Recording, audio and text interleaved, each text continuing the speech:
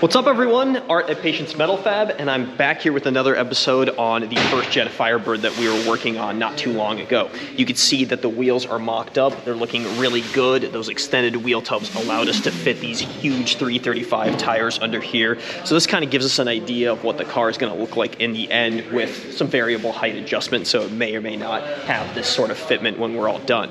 Now the big thing we're missing is all of the rear end, the four-link, the rear suspension essentially. And that's what those guys are working on over there. So they're setting everything up on the table. I'm gonna go over there as soon as they're done and give you an idea of what we're gonna be focused on in this episode.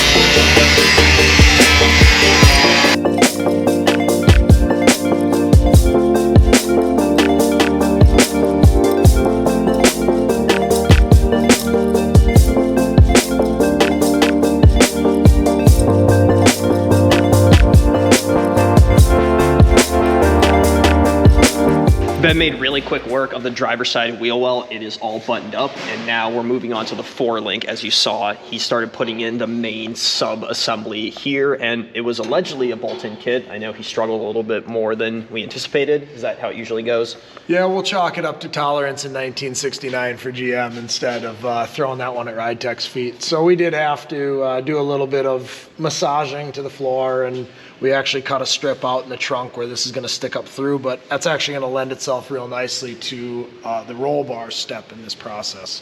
Give us an anchor point to land on. With that installed, kind of the next step, you can see here we got our tires set up on kind of a makeshift fixture. Just allows us to set the width, bring the car down over it, get the fit up in the stance that the customer's looking for. This now allows us to take a measurement from hub face to hub face on the wheels. And the next thing is probably one of the more exciting parts in this project. We're actually going to be using Bear's tracker full floater system on the 12 bolt that was in the back of this. So a little excited to get our hands on a new product. This is Bear's full floating tracker system. We have used full floating rear ends on solid axles before. Ray's a company out of Australia that makes some cambered stuff, but this is the first time that we'll actually be building a full floating rear end ourselves. Right, and let's go back a couple steps. We've got the rear end to the car here, and if you guys have been following on our social pages, especially on Instagram, you've seen that we've shortened rear ends before. I guess what's the purpose of shortening a rear end for those that don't know? Kind of like we touched on with the fit up in that thing in the last episode. You know, you get the big wide wheels, you stuff them deep, you get the big dish on them. Now the axle actually needs to be shorter to allow that fit up to work.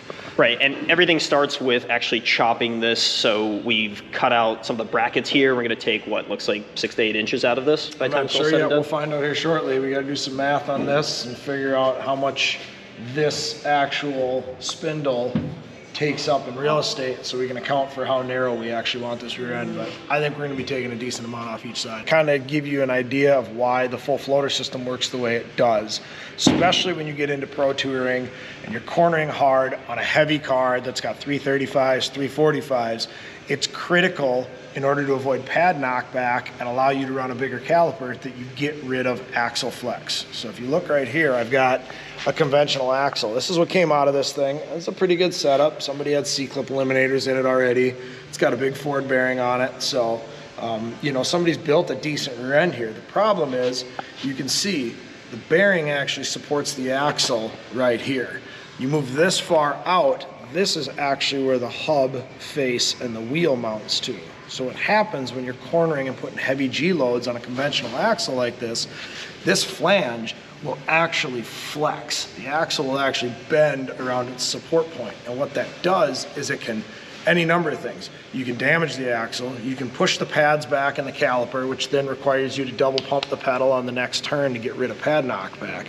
So instead of doing it that way, this actually allows you to support all the weight of the vehicle and those forces on a spindle instead of an axle itself. So let me explain this mysterious black box that we have here full of parts, right? So like Art said, we cut off the axle end. This spindle actually gets welded to it. So that's your new end.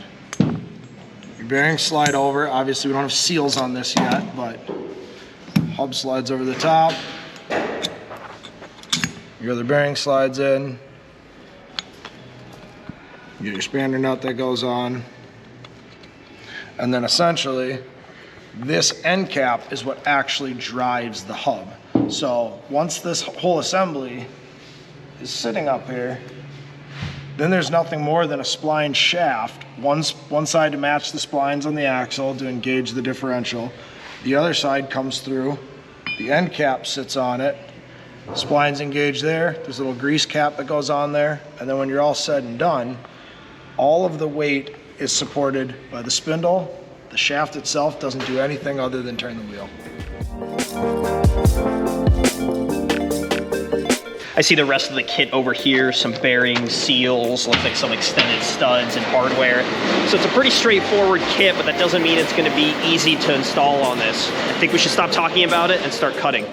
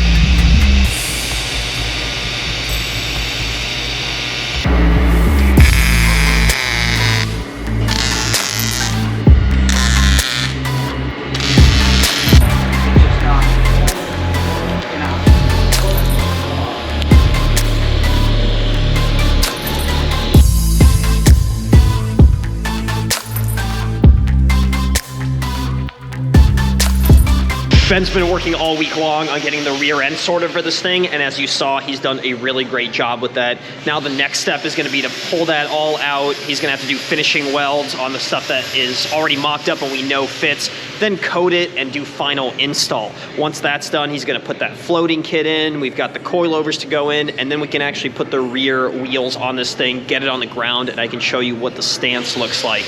After that, it's going to go back up on the lift, and we're going to do some underside frame rail reinforcement pieces. There's still plenty to do on this car, but it's coming along really nicely.